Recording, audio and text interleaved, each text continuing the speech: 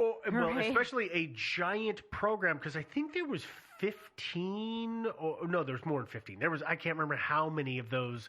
No, it's was all a right. bunch, but yeah, there but was yeah. lots and lots of those cameras, and they evolved quite quickly. But they put a lot of those up there, and at a Cold War time, that would have probably caused some kind of clash. I mean, we'd already had the whole Bay of Pigs thing happen right around. It wasn't the Bay of Pigs 1960? That was 61. 61. Well, So hang on. it was pretty Yeah. close on the heels Yeah. of this potential nuclear holocaust between two countries. So they didn't want to spill the beans, and they weren't supposed to be doing this. And also, it was a mistake. Again, It's a mistake. You're not about to be like, oh, yeah, sorry, we have this classified program and we kind of messed it up and Yeah. lost a half of something that cost more than, we've ever thought of spending anything on anything. It's Yeah. just, you don't do that. You don't say that. No, you don't say that at all. No, you want to keep quiet about it. But just maybe a little bit of a correction. I thought that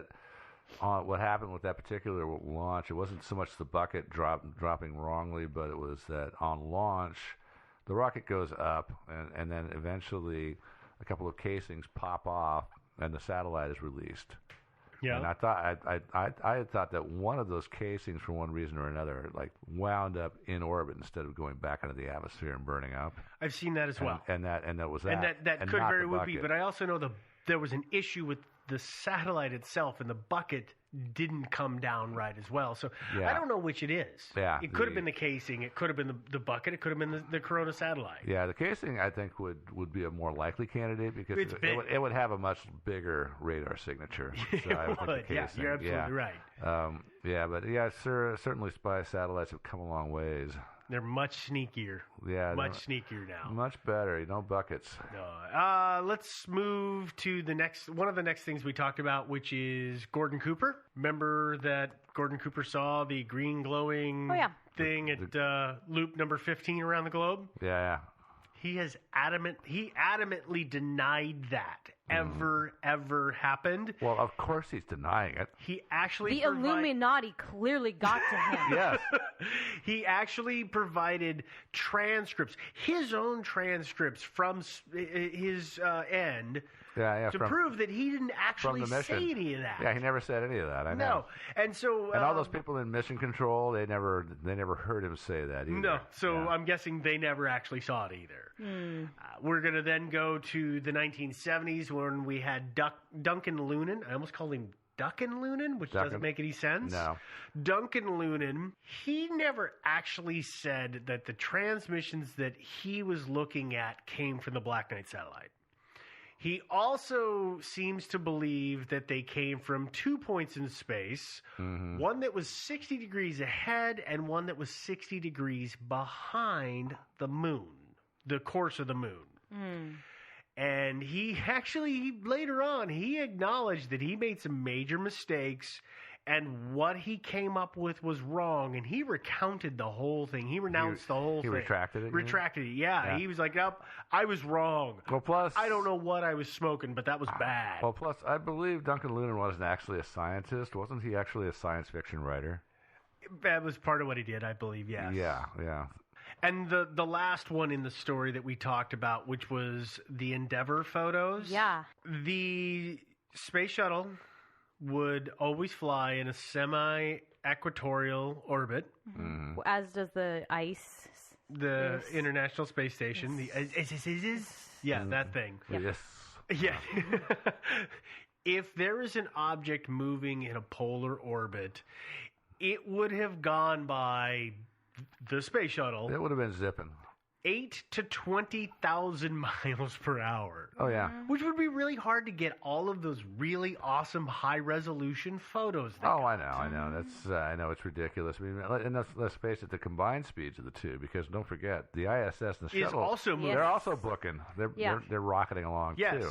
They see, how many sunrises do they see in a day? Do you remember the number? It's like I don't 20 remember. or something Like that. It's some ridiculous. Crazy. It would be fun. I'd love to go up there. Oh, yeah. I just wish that I could afford the trip. Yeah. I don't have that kind of money. Listeners. Unless this podcast suddenly becomes a cash cow. I know. That'd be nice. Yeah. So, and also, it's pretty. there's all these pictures that they took of this object. Which you can't take when you're both moving in. If you had a really high-speed camera, you could get maybe one shot. Yeah. But they took a whole bunch of shots. They took a whole bunch of shots. Here's what's going on, though, is the mission logs and stuff. Turns out that during an EVA... What's that? What does EVA stand for? It's like extravehicular activity. Activity, they're outside of the space shuttle. Yeah. They went outside in space in a spacesuit, is the layman's term of it. And they floated around. They floated around. They did some stuff. Well, they accidentally knocked loose a thermal blanket, and it flew away from the space shuttle. How does that mean? I'm guessing it was in the cargo compartment. I don't know how it tore loose, but it did. Those things are silver on one side and black on the other, and they're basically a giant chunk of insulated blanket. So if you ever think of the insulation in your house, if you've ever seen that installed... No, we had space blankets in our earthquake survival kits. Oh, yeah. You know, they come in like a little pack that fits in your pocket. And something like that. Well, it's a bulkier version of that. Okay. But it broke loose, and it drifted away. It's dark on one side, silver on the other. Yeah. Or it got knocked loose. Sorry, I'm shaking my head because I'm just thinking about how easy it is to just knock something loose into space like a human. Yeah, I know. I know. Well, it happened to Tim Robbins. Don't stop. Just stop. Okay.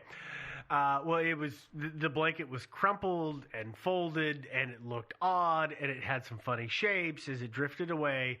But we're going to have to link to this photo, but this is why I love the internet, is somebody actually took the time to take all of those photos, match up the cloud patterns, and scale them appropriately, and you can actually see this thing kind of twisting and tumbling in space. And a lot of places only show it, as we talked about earlier, one image cropped really close. And that one image does, in fairness, look It looks very much like it could have been a spaceship. Yeah, it totally does.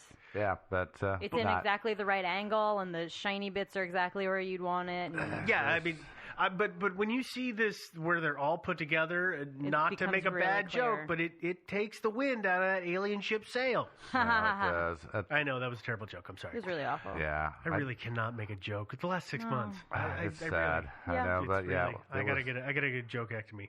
Okay, well let's move forward. We're gonna go to the last bit here, which is not really a theory, but it is a bit of an explanation of where maybe the name came from. The Black Knigget.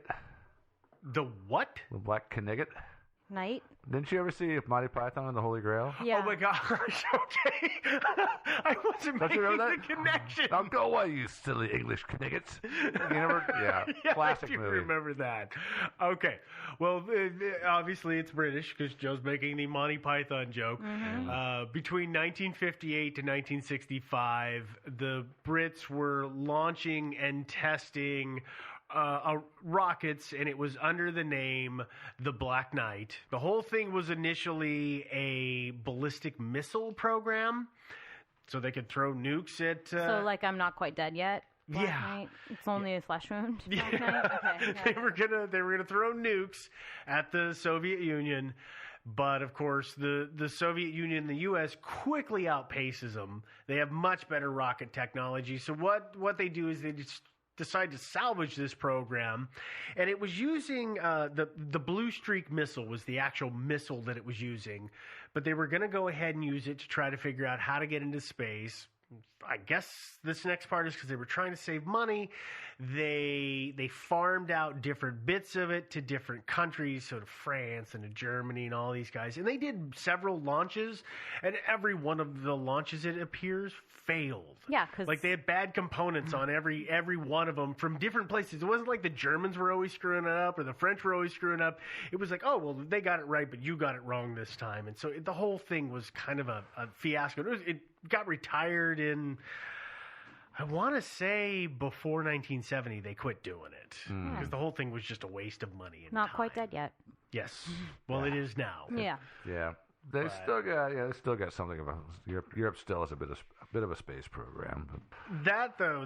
That's kind of the end of what I've got here for the Black Knight. So I'm going to go on record and saying I'm not saying that there isn't something that is orbiting the Earth that we didn't put there that is of an intelligent origin that we haven't figured out. I'm not going to say that because I can't say that. But what I'm going to say is that a lot of things that have been tacked on to this story shouldn't have been tacked on because they're not real. But they're not really part of the story. That's just kind of the fun of the whole thing, though. Well, it's the fun of the whole thing until there's 700 different things that have been glued to it. Well, isn't that why we do this podcast? It is indeed. And so I'm going to say, I do think that there may have been something up there that we didn't know what it was, whether it's still there or not. But it's not this giant thing that the Black Knight satellite story has grown to be, in my opinion. Yeah, it's just, probably like I was saying, naturally occurring, just a meteoroid that was captured for a while before burning up in our atmosphere, or debris left over from our space program. But that's one of our bad spy satellites, the rocket. Yeah. So, any number of things. Yeah. But not, an alien probe or anything, probably. No, I don't think so. Not that I know of yet. Kind of doubting that. Because actually, probably they would have been here by now after surveying the planet and everything, and figuring out there's lots of edible human beings down here. They would have been here. Well, I know I've talked to you two about this, but I don't know if any of our listeners have. It always, that makes me think, is there's this book out there called Infected by a guy named Scott Sigler, and one of the things is that there's this probe circling the Earth that's dropping microbe spore things that are doing weird thing to people to try and, get its race going again. But that's what I would think about is like, if it's been there that long and it figures out we're here and, hey, there's yummy humans with the squishy inside, let's do that. But none of that has happened. Well, you don't know that it hasn't happened. I knew you were going to do that to I'm just saying, you don't know that it hasn't happened. They might have snagged some people to, actually, if you think of human beings as a delicacy, then obviously the smart thing to do is just to come down here and nab enough breeding pairs to take back